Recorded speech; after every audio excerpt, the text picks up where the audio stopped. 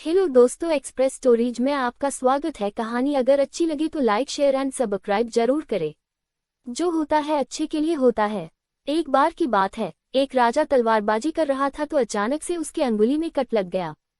तो पास खड़े मंत्री अचानक बोल उठे, राजा साहब चिंता ना करें, जो होता है अच्छे के लिए होता है। ये सुनते ही राजा को गुस्सा आ जाता है। राजा उस मंत्री को कारागृह में बंद करने का आदेश दे देता है और बोलता है इसको फांसी पर चढ़ा दिया जाए। ये सुनकर मंत्री घबरा गया। उसने राजा से निवेदन किया, महाराज, मैंने आपके यहाँ इतने वर्षों तक काम किया है, क्या आप मेरी अंतिम इच्छा पूरी नहीं करेंगे?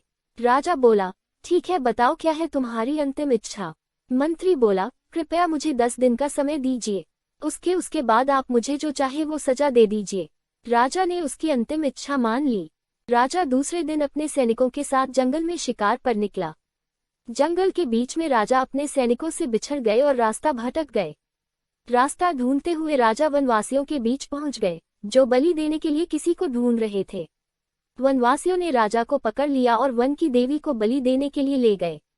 बलि देने की सारी तैयारियां पूरी हो गई। जैसे ही राजा को बलि देने के स्थान पर ले जाया गया, वहां खड़े बुजुर्ग की नजर राजा की खंडित अंगुली पर पड़ी। उसने आवाज लगाई कि ये तो खंडित है, इसकी बलि नहीं दी जा सकती। तो वनवासियों ने राजा को छोड़ दिया। राजा जैसे तैसे वहां से निकला और अपने राज्य पहुंचा। सबसे पहले कारागृह में अपने मंत्री से मिलने पहुंचा। राजा ने मंत्री से कहा, आपने सही कहा था, अगर मेरी अंगुली नहीं कटी होती तो मैं जिंदा नहीं होता, यानी जो होता है वो अच्छे के लिए होता है। राजा ने फिर पूछा, मेरा तो फायदा हुआ, लेकिन आपका कैसे फायदा हुआ? मैंने तो आपको सजा दी। मंत्री बोला, मैं आपके साथ शिकार पर हमेशा रहता हूँ, उस दिन भी रहता, लेकिन मेरे खंडित नहीं होने के कारण मेरी बलि चढ़ जाती, इसलिए मेरे साथ भी जो हुआ अच्छा हुआ। राजा प्रसन्न हुआ, लेकिन छोटी सी बात पर मंत्री को सजा देने का दुख भी हुआ। इसलिए राजा ने मंत्री को कारागृह से निकलकर फिर से अपने साथ रख लिया। दोस्तों, अपने जीवन में भी बहुत से उतार चढ़ाव आते रहते हैं। कभी कभी कुछ चीजें मन मुताबिक नहीं होती हैं, इस कारण से कभी निराश नहीं होना चाहिए।